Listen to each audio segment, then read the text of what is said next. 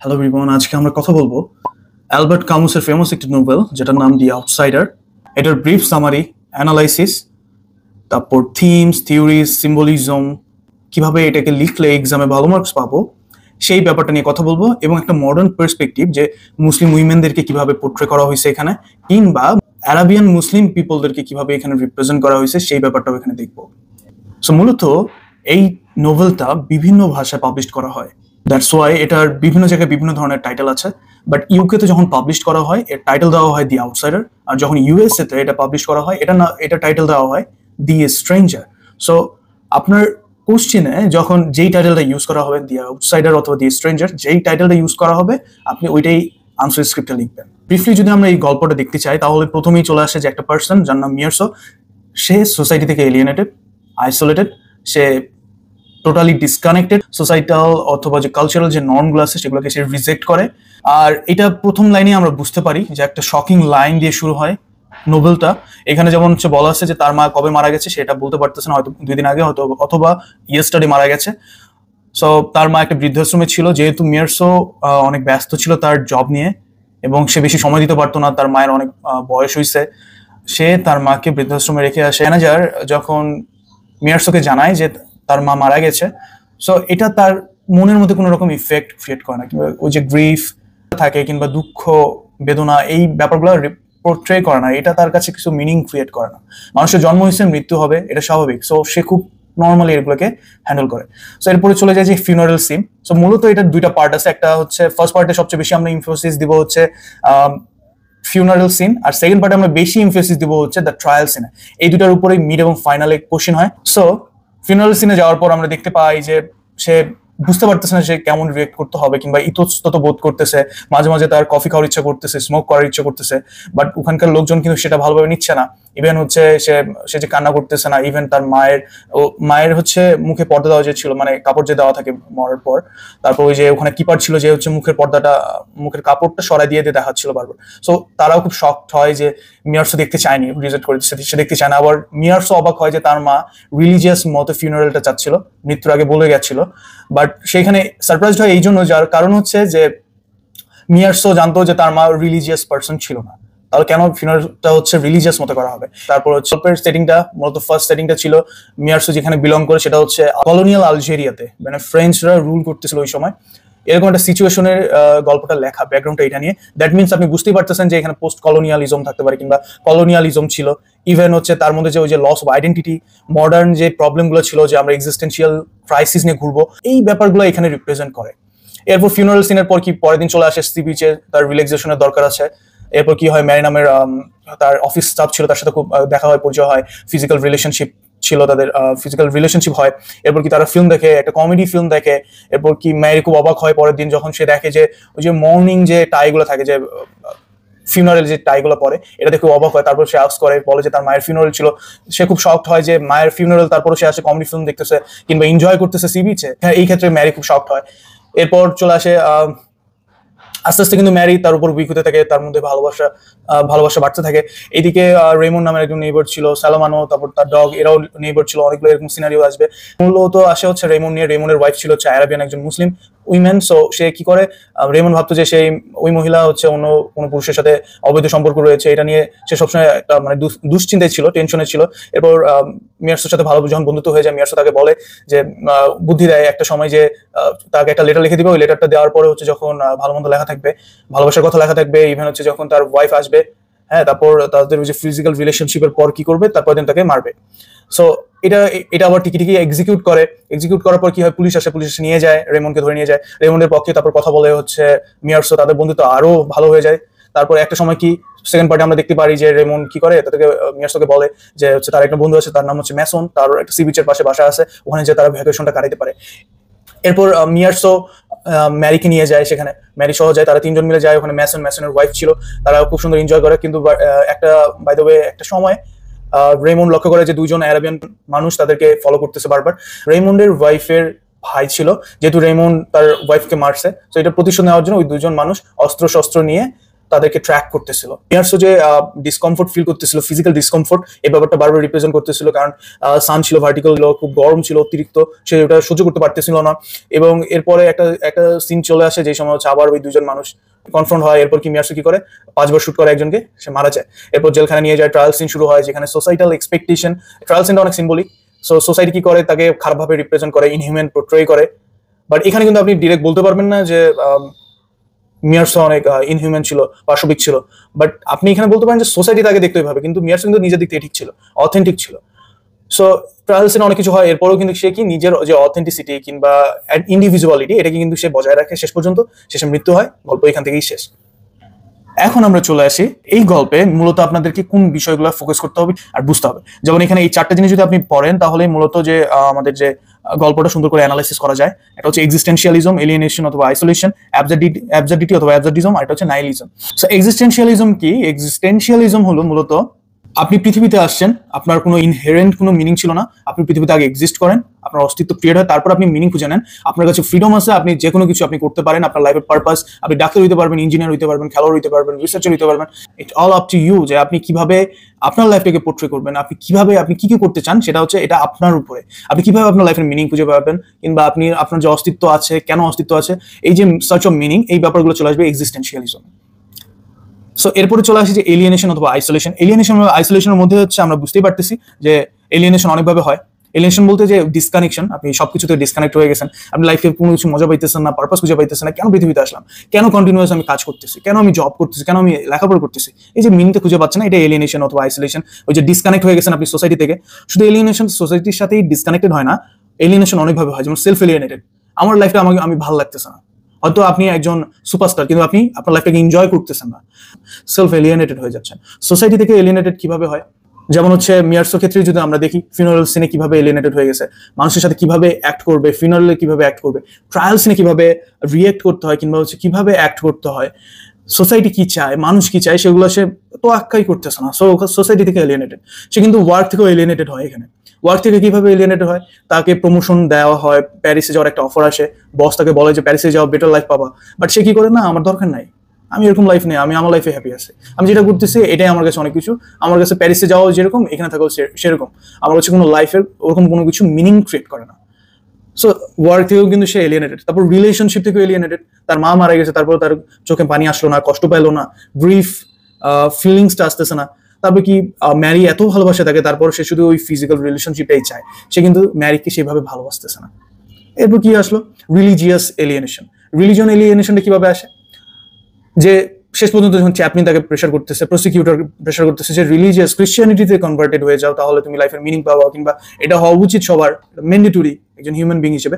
সে এটাকেও তোয়াক্কা করতেছে না, শেষ পর্যন্ত সে তার মৃত্যুদণ্ডই দেওয়া হয়, তারপরেও সে রিলিজিয়াসকে অ্যাকসেপ্ট করে না।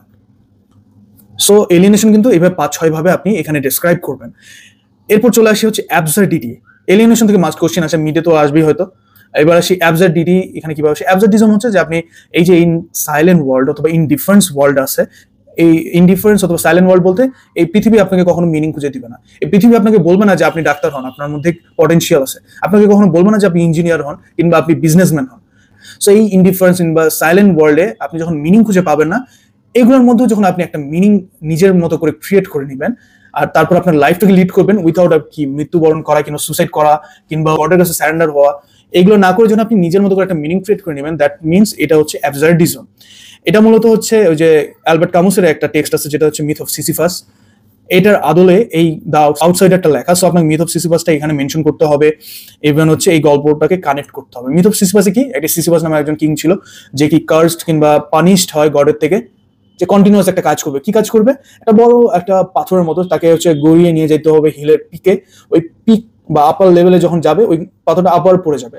পড়ে যাওয়ার পর কি হবে? ওটাকে আবার পরের দিন উঠায় নিয়ে আসবে, আবার পড়ে যাবে, আবার ওই সেম কাজটা ওই সার্কেলের মধ্যে ব্যাক টু ব্যাক করতে থাকবে। এই কন্টিনিউয়াস যে প্রসেস বা কাজটা করতেছে, এটা কিন্তু একটা মিনিংলেস সার্কেল, যে সে কিন্তু মিনিং খুঁজে ট্রাই করতেছে না। কিংবা হচ্ছে আমরা যদি ব্যাড ফিট দেখি, তাহলে বুঝতে পারি যে আমরা যখন কিছু মিনিং খুঁজে পাই না, তখন আমরা এক্সটার্নাল কোনো ফোর্সের অপেক্ষায় থাকি যে আমাদেরকে উদ্ধার করবে। বাট এখানে ওরকম কোনো কিছু হয় না। সিসিফাস কি করে? নিজের মতো করে একটা এই সিচুয়েশন, এই সাইলেন্ট ওয়ার্ল্ডের মধ্যে একটা নিজের মতো করে সিচুয়েশন কিংবা একটা মিনিং খুঁজে বের করে, অথবা একটা পারপাস খুঁজে বের করে, যেটা হচ্ছে ওই কাজটাই সে কন্টিনিউয়াস করবে। এইটাই তার লাইফের মিনিং। তো এইটাই হচ্ছে অ্যাবসার্ডিজম। আর নাইলিজমও অনেকটা কানেক্টেড।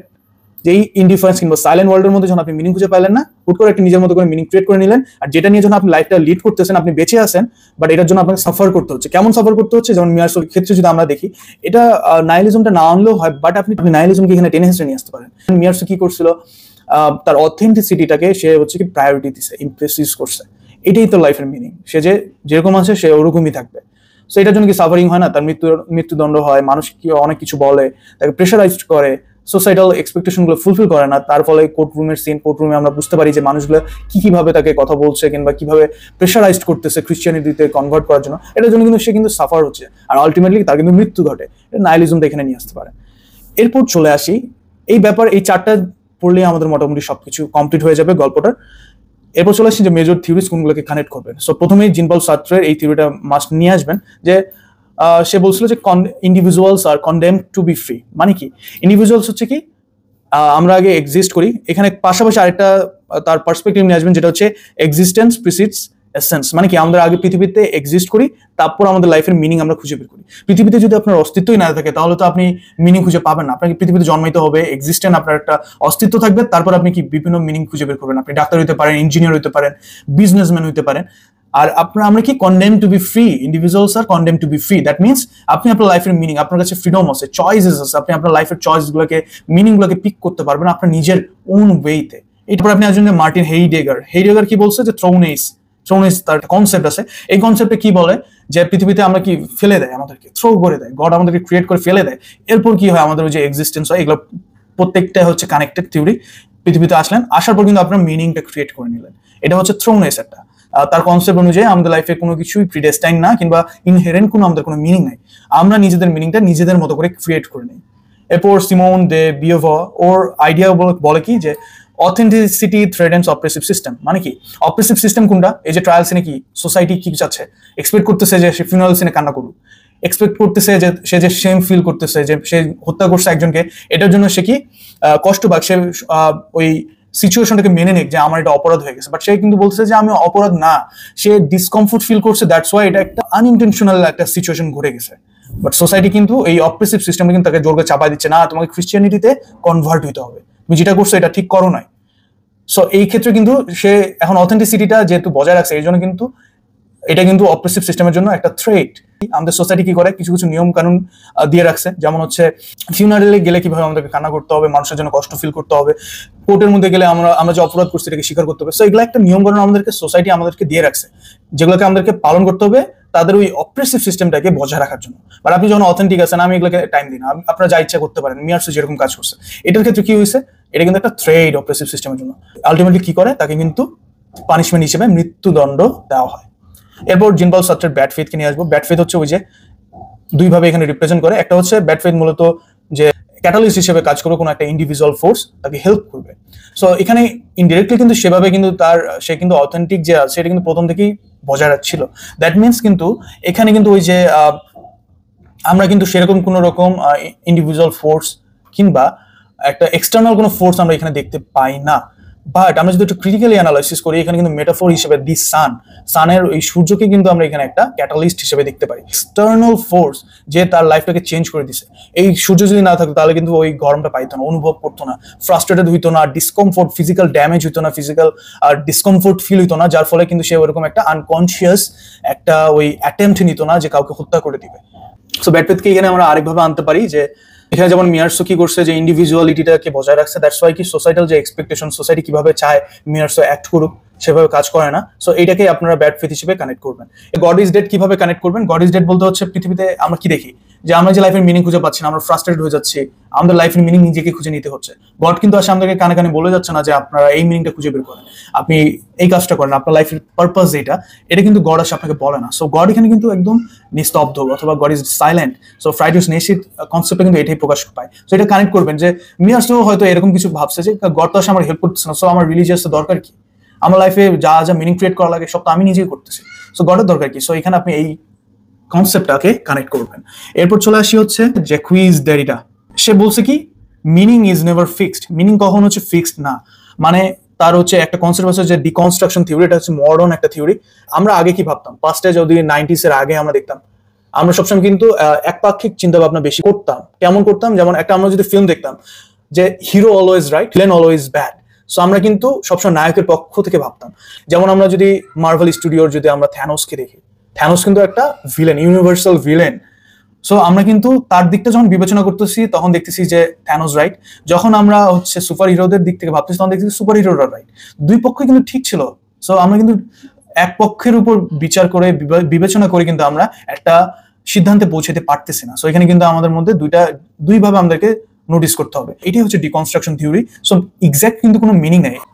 ডেরিদার মধ্যে হচ্ছে কি ডিকনস্ট্রাকশন থিওরিটা হচ্ছে কি যে বাইনারি অপোজিশন, যদি গুড থাকে তাহলে এভিল হবে, তারপর হচ্ছে সান থাকলে মুন হবে। বাইনারি একটা অপোজিশন, মানে দুই ধরনের পার্সপেক্টিভ বা মিনিং থাকতে পারে, হাজার হাজার, এটাকে বেসড করে আবার হাজার হাজার মিনিং ক্রিয়েট হতে পারে। সো মিনিং কখনো ফিক্সড না, এটাকে আপনি এখানে মিয়ার সোর্স সাথে কানেক্ট করবেন। আমি লাস্ট ভিডিওতে একটা কথা বলছিলাম যে যেখানে আপনি দেখবেন যে এলিয়েনেশন, আইসোলেশন থাকবে, এই মডার্ন প্রবলেম গুলো থাকবে এক্সিস্টেন্সিয়ালিজম নিয়ে, সাইকো অ্যানালাইসিসটা এখানে কানেক্ট করতে হবে। ফ্রয়েডের আপনি এখানে আনকনসিয়াস যে অ্যাকশন গুলোর এই থিওরিটা বা কনসেপ্ট আপনি এখানে নিয়ে আসবেন। লাইক যখন অতিরিক্ত তীব্র গরম ছিল, মিয়ার্স কিন্তু ডিসকমফোর্ট ফিল করতেছিল। সো অতিরিক্ত যখন গরম লাগে তখন কি আমাদের মাথা গরম থাকে, আমরা কিন্তু ধরেন যে রাগারাগি করি, চিলাচিলি করি, একটা সিম্পল ভালো কথাও ভালো তখন লাগে না। সো মিয়ার্সের ক্ষেত্রে কিন্তু সেম ঘটনা হয়, সে কিন্তু মারতে চায় নাই, বাট সে কি হয় যখন ডিসকমফোর্ট ফিল করে গুলি করে দেয়। ইভেন শুধু একবার গুলি করে না, একবার গুলি করে সে যখন দেখে যে মারা গেছে পরপর আবার 4বার গুলি করে। সো ক্রিটিসিজমের জন্য আপনি ডার্ক ইকোলজিকে নিয়ে আসবেন। ডার্ক ইকোলজি বলতে কি যে নেচার এক্সিস্ট করে কি আমাদেরকে সার্ভ করার জন্য, আমাদেরকে অফার করবে, আমাদেরকে আমরা আমাদের দৈনন্দিন জীবনে যা যা লাগে এগুলো ফুলফিল করবে হচ্ছে নেচার। বাট উল্টা নেচার যখন আমাদের ইনফ্লুয়েন্স করতেছে আমাদেরকে কোনো কিছু অ্যাকশন নেওয়ার জন্য, সেটা এখানে হয়ে যাচ্ছে ডার্ক ইকোলজি।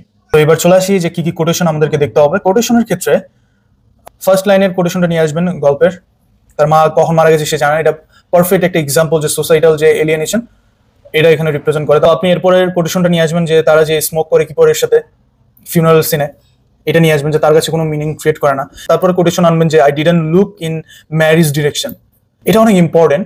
লাইক এটা বোঝায় কি যে সে প্রেজেন্টে লিভ করতেছে, কারণ সে হচ্ছে যখন একটা সিচুয়েশনের মধ্যে যেগুলো সবাই তাকে দোষারোপ করতেছে যে তুমি তোমার কাজের জন্য গিল্টি ফিল করো, বাট সে সেটার দিকেই ফোকাস ছিল, সে ম্যারের দিকে একবার দেখে না। তার মানে তার যে রিলেশনশিপে যে এলিয়েনেশনটা ছিল সেটা এখানে রিপ্রেজেন্ট করে। ইভেন সে প্রেজেন্টে লিভ করতেছে, সে পাস্ট নিয়ে চিন্তা করে না, ফিউচার নিয়ে চিন্তা করে না, প্রেজেন্টে লিভ করতেছে। দ্যাট মিনস সে অথেন্টিক আছে, ইভেন সে ইন্ডিভিজুয়ালিটিটাকে রিপ্রেজেন্ট করে। তারপর সবার লাস্টে যে লাইনটা আসে যে I had only a little time left and I didn't want to West it on god. মানে এখানে এটা রিপ্রেজেন্ট করে যে সে গডের উপর সে স্পিরিচুয়ালিটিটাকে একসেপ্ট করে নাই, এবং তার যে মৃত্যুর কথা শোনার পরও মৃত্যুটাকে সে যে বরণ করে নিচ্ছে, ভয় পায়নি এবং গডকে একসেপ্ট করে নাই, এই জিনিসটা এখানে রিপ্রেজেন্ট করবেন। তারপর হচ্ছে এই পরের কোটেশনটা নিয়ে আসবেন যে ক্রিমিনাল এট হার্ট, মানে সে হচ্ছে ইনহিউম্যান হিসেবে তাকে পোর্ট্রে করে। এই ইনহিউম্যান মানুষটার এই সোসাইটিতে বাঁচার কোনো দরকার নাই, এরকম কিছু রিপ্রেজেন্ট করে। ইভেন তারপর হচ্ছে মুনশিওর অ্যান্টিক্রাইস্ট বলে তাকে, সে যখন রিলিজিয়াসকে একসেপ্ট করে না, যে I didn't want to West it on god, এই জিনিসগুলোকে তখন ওখানে নিয়ে আসবেন। মূলত এই কোটেশনগুলো হচ্ছে মেজর। আর ম্যাক্সিমাম ক্ষেত্রে আপনি কোটেশন আপনি এক লাইনে এক্সপ্লেন করতে পারবেন না এখানে, কারণ আপনি এক লাইনে যে কোনো একটা লাইন দিয়ে আপনি পোর্ট্রে করতে পারবেন না যে তার যে এলিয়েনেশন গুলো আছে মিয়ারসোর, এগুলা প্রকাশ করতে গেলে আপনি 1-2 লাইনে আপনি পোর্ট্রে করতে পারবেন না। দ্যাটস ওয়াই আপনাকে কি করতে হবে, এইখানে আপনি প্যারাফ্রেজ করতে হবে। কোটেশন দিতে গেলে আপনাকে প্যারাফ্রেজ করতে হবে, কোনো সিন আপনি কি করবেন 3-4 লাইনে এক্সপ্লেন করবেন। সো দ্যাটস ওয়াই এই জিনিসগুলো যদি করেন আপনার হচ্ছে টেক্সচুয়াল এভিডেন্সটা হয়ে যাবে। আর থিওরিটিক্যাল এভিডেন্স এখানে মাস্ট লাগবে। থিওরিজ গুলোকে আপনাকে এখানে যতগুলো আছে এগুলো ম্যান্ডেটরি, এগুলোর বাইরেও যদি আপনি ঘাটাঘাটি করবেন রিসার্চ পেপার কিংবা আদার সোর্স থেকে নিয়ে আসে আপনি কানেক্ট করবেন। আর সেই যে সিম্বলিজম বলতে এখানে যেহেতু নোবেল এখানে বেশি কিছু সিম্বলাইজ করে না, স্যালামানুস ডগ, তারপর রিলেশনশিপটা ছিল মিয়ারসোর, এগুলো কি কি রিপ্রেজেন্ট করে এগুলো আনতে পারেন। বাট আপনি এখানে কয়েকটা জিনিস আনবেন। পোস্ট কলোনিয়াল যে লস অফ আইডেন্টিটি, আমরা যে আইডেন্টিটি হারাই, যেহেতু এখানে এই সেটিংটা ছিল কি কলোনিয়াল আলজেরিয়ার উপর, সো আপনি ওই পোস্ট কলোনিয়াল থিওরিটাকে এখানে কানেক্ট করবেন সামহাউ। ট্রায়াল সিনটা এখানে পোর্ট্রে করে যে সোসাইটি আপনাকে কিভাবে দেখতেছে, সোসাইটি আপনার কাছে কি কি নিয়ম কানুন চাপাই দিতেছে, কেমনে আপনাকে ইনফ্লুয়েন্স করার চেষ্টা করতেছে, কিভাবে প্রেশারাইজ করতেছে যে আপনি তার মতো করে চলাফেরা করেন, এই জিনিসটা হচ্ছে সিম্বলাইজ করে হচ্ছে আপনার ট্রায়াল সিন। ইন্টারটেক্সচুয়াল রেফারেন্স আনতে গেলে আপনি এখানে অবভিয়াসলি ওই যে মার্চেন্ট অফ ভ্যানিসের যে ট্রায়াল সিনটা ছিল সেটাকে এখানে নিয়ে আসবেন। অ্যান্টনিও আর শার্লকের মধ্যে যে লড়াই, যে ফাইটটা হয়, ওইটা আপনি এখানে কানেক্ট করবেন। ইন্টারটেক্সচুয়াল রেফারেন্সের ক্ষেত্রে আপনি আরো অনেক কিছু নিয়ে আসবেন, যেমন হচ্ছে love song by J Alfred Prufrock. এগুলো পড়লেই মোটামুটি আপনার এক্সামের জন্য কভার হয়ে আসবে। বাট কিছু কন্ট্রাডিক্টরি আমরা ব্যাপার দেখবো যে আসলে কি সে অ্যাবসার্ড হিরো ছিল। অ্যাবসার্ড হিরো হচ্ছে যখন আপনি ইন্ডিভিজুয়াল অথবা এই যে ইনডিফারেন্ট অথবা সাইলেন্ট ওয়ার্ল্ডের মধ্যে আপনি আপনার মিনিং খুঁজে পাইলেন না, নিজের মধ্যে করে একটা মিনিং ক্রিয়েট করে নিলেন, নিয়ে ওইটাকে নিয়ে আপনি সারা জীবন অতিবাহিত করতেছেন, এটাকে বলা হয় অ্যাবসার্ড হিরো। কিন্তু মিয়ার্সোর ক্ষেত্রে কি আমরা এখানে অ্যাবসার্ড হিরো বলতে পারবো? আসলে এখানে একটা কন্ট্রাডিকশন আছে, যেমন অনেকগুলো সিন আছে যেখানে কিন্তু সে নিজে ইনডিসিশনে ভুগতেছে। যেমন ফিউনারাল সিন আমরা দেখতে পারি যে সে ডিসিশন নিতে পারতেছে না, সে কফি খাবে কি খাবে না, সিগারেট খাবে কি খাবে না। সে যদি তার ইন্ডিভিজুয়ালিটি বা যেটা তার মিনিং খুঁজে পাইছে সেটা যদি সে এস্টাবলিশ করতো, তাহলে কিন্তু সে ডিরেক্ট সিগারেট খাইতো, কফি খাইতো, তার কিছু যায় আসতো না। যখন সে জেলে ছিল, প্রিজনের মধ্যে ছিল, সে কিন্তু প্রিভিয়াসলি যে অ্যাডমিট করছিল যে সে ভালোবাসে না ম্যারিকে, বাট তার মনে কোনো ফিলিংস কাজ করে না। বাট যখন আবার জেলখানায় যায় তখন কিন্তু আবার তার ফিলিংস কাজ করতেছিল, তার চুলগুলোর কথা মনে পড়তেছিল, ম্যারির স্মাইলের কথা মনে পড়তেছিল, তারপর যে ফিজিক্যাল রিলেশনশিপগুলোর কথা মনে পড়তেছিল। ব্যাড ফেইথের অনুযায়ী যদি আমরা অ্যানালাইসিস করি, তাহলে কিন্তু তার ওই ইন্ডিভিজুয়ালিটি বা অ্যাবসার্ড হিরো যদি আমরা পারফেক্টলি বলতে পারতাম, তাহলে কিন্তু সে কি করতো, তার কিন্তু যায় আসতো না, তাকে পানিশ করুক, যাই ইচ্ছা করুক, তার কিছু যায় আসতো না। বাট সে কিন্তু কি করতেছে, সে কিন্তু নিজেকে প্রোটেক্ট করার চেষ্টা করতেছে। সো এখানে কিন্তু একটু কন্ট্রাডিকশন আছে, অথবা আইডিয়াল কিন্তু তাকে আমরা অ্যাবসার্ড হিরো বলতে পারতেছি না। এরপর আসে ইকো ক্রিটিসিজম এখানে অনেক ইম্পর্টেন্ট, আর কোশ্চিনে এটা ম্যাক্সিমাম টাইমেই থাকে, যেহেতু সানের এখানে একটা ক্যাটালিস্ট প্রভাবক, একটা প্রভাব আছে, ইনফ্লুয়েন্স আছে। দ্যাটস ওয়াই ইকো ক্রিটিসিজম এখানে ম্যান্ডেটরি পড়তে হবে, কিংবা এটা আসবেই। তো ভালোভাবে গল্পটা পড়ি তাহলে কিন্তু বুঝতে পারি যে সান এখানে কিন্তু একটা প্রোটাগনিস্ট। যেমন ফিউনারাল সিনে ডিসকমফোর্ট ফিল করতেছিল, সে ফিউনারাল সিন থেকে যাইতে পারলেই মনে হয় বাঁচে মিয়ার্সো। সো এখানে কিন্তু ওই হট ওয়েদারটার মাধ্যমে কিন্তু এখানে প্রভাবিত করে মিয়ার্সোকে। আবার ওই যে গুলি করে, 5 বার গুলি করে, সো এটাও কিন্তু প্রভাবক হিসেবে কাজ করে কিন্তু সান। ইভেন এটা কিন্তু একটা সিম্বল অথবা মেটাফোর হচ্ছে কি অ্যাবসার্ডিজমের একটা সিম্বলিক অর্থে ব্যবহৃত হয় কিন্তু সানের মাধ্যমে কিন্তু সে তার লাইফের মিনিংটা খুঁজে পায়। এবারে আবার এটাকে আমরা কিন্তু একটা ভিলেন হিসেবে পোর্ট্রে করতে পারি, যে যদি সান ওই হট ওয়েদারটা না থাকতো তাহলে কিন্তু এত কিছু সিচুয়েশন ক্রিয়েটই হতে পারতো না। মিয়ার্সও কিন্তু রিল্যাক্সে ওটাকে নিত, নর্মালি নিত, সে গুলি করতো না। কিন্তু এটা একটা পার্সপেক্টিভ নিয়ে আসতে পারি। আবার সান কিন্তু এখানে রিপ্রেজেন্টেশন অফ স্পিরিচুয়ালিটি অথবা রিলিজিয়াসও নিয়ে আসতে পারি। রিলিজিয়াস অনুযায়ী কিন্তু আমরা এখানে অ্যাপোলোকে নিয়ে আসতে পারি, যে সে কিন্তু চাচ্ছিল তাকে একটা মিনিং দেওয়ার জন্য, একটা এক্সটার্নাল ফোর্স, ব্যাড ফেথের আদলে আমরা কিন্তু একটা এক্সটার্নাল ফোর্স হিসেবে কাজ করছে, হচ্ছে কি ক্যাটালিস্ট হিসেবে কাজ করছে কিন্তু সান। সো এই ডিফারেন্সটাও আমরা এখানে নিয়ে আসতে পারি। ফেমিনিজম পার্সপেক্টিভটা এখানে নিয়ে আসতে পারি, যে মুসলিম উইমেন কিংবা ম্যারিকে কিভাবে পোর্ট্রে করা হয়েছে। অবভিয়াসলি এখানে প্যাসিভ রোলে প্রকাশ করা হয়েছে, লাইক রেমনের ওয়াইফ যেমন হচ্ছে অ্যারাবিয়ান একজন মুসলিম উইমেন। এই মহিলা কি করে, যে বিভিন্ন জায়গায় সম্পর্ক আছে, এটা সে রেমন ভাবতে যে অন্য কোথাও কারোর সাথে রিলেশনশিপে আছে, so which is illegal. So এখানে মুসলিম উইমেনদেরকে পোর্ট্রে করা হয় যে বিট্রায়াল টাইপের কিছু একটা। আমরা যদি কিছু সিন লক্ষ্য করি, যখন সে হচ্ছে মিয়ার্সোকে প্রথম গ্রেফতার করা হয়, গ্রেফতার করে বাসের মধ্যে ওঠানো হয়, বাসের মধ্যে দেখে কিন্তু সবগুলো অ্যারাবিয়ান মুসলিমস, মানে যারা ক্রাইম করে, সবগুলো ক্রাইম যারা করতো, দ্যাট মিনস ওখানে বোঝাচ্ছে যে মুসলিমরাই শুধু ক্রাইম করতে পারে, ওই দেশের পার্সপেক্টিভ বা ওই টাইমের পার্সপেক্টিভ, কলোনিয়াল আলজেরিয়ার টাইমে। সো আলজেরিয়া থেকে কিন্তু আরব কিন্তু অনেক দূরে, ডেস্টিনেশন অনেক দূরে, বাট ওই কলোনিয়াল টাইমে আলজেরিয়ার মধ্যে কিন্তু ওই অ্যারাবিয়ানরা অনেক বেড়ে গেছিল, মানে ডায়াসপোরা টাইপের অনেক গ্রো করতেছিল। দ্যাট মিনস কি ক্রাইম ওদের বেড়ে যাচ্ছিল, তারা হয়তো হিউমিলিয়েটেড হচ্ছিল, কাজ পাচ্ছিল না, ওয়ার্ক পাচ্ছিল না। দ্যাটস ওয়াই কি তারা কিন্তু খারাপ কাজের সাথে বেশি জড়িয়ে ছিল। মেয়েরাও কিন্তু ওই যে প্রস্টিটিউট টাইপের কাজগুলো করতো বেশিরভাগ ক্ষেত্রে। সো এই জিনিসটাকে এখানে পোর্ট্রে করা হয়েছে ওই সিচুয়েশনটাকে রিফ্লেক্ট করার জন্য। এবং আরেকটা পার্সপেক্টিভ নিয়ে আসতে পারি, যে মিয়ার্সো কেন 5 বার শুট করলো। এখানে কি শুধুই সানি শুধু প্রভাবক হিসেবে কাজ করছে না, একটু ক্রিটিক্যালি যদি আমরা দেখি, তাহলে আমরা যদি এখানে আমরা একটা রেফারেন্স হিসেবে, ইন্টারটেক্সচুয়াল রেফারেন্স হিসেবে মার্চেন্ট অফ ভেনিসকে আনতে পারি, যেখানে ক্রিশ্চিয়ানিটি ভার্সেস যে ওই ইহুদিদের মধ্যে যে একটা কনফ্লিক্ট আমরা এটা দেখতে পারি। ইহুদি হিসেবে শাইলকের সাথে যেভাবে টর্চার করতো, তার গায়ে থুতু দিত, কুকুরের মতো তাকে ট্রিট করতো খ্রিস্টিয়ানরা। সো ওই জিনিসটাকে আমরা এখানে নিয়ে আসতে পারি। সো ইহুদিদেরকে যেমন হচ্ছে কিভাবে সবসময় কি ডিহিউম্যানাইজ করার চেষ্টা করছে, এখানে কিন্তু মুসলিমদেরকেও এখানে ডিহিউম্যানাইজ করার চেষ্টা করা হয়েছে। পূর্ববর্তী যদি আপনার কোনো রাগ, অভিমান কিংবা এরকম কিছু যদি না থাকে, কিংবা শত্রুতা না থাকে, তাদেরকে ডিহিউম্যানাইজ করতেছেন, এরকম সিচুয়েশন যদি না থাকে, আপনি এতবার শুট করতেন না। সো আপনি এই পার্সপেক্টিভ গুলোকে এখানে তুলে ধরবেন। সো মোটামুটি এগুলো জানলে আপনার এক্সাম কভার হয়ে যাবে। So that's all for today, thank you so much.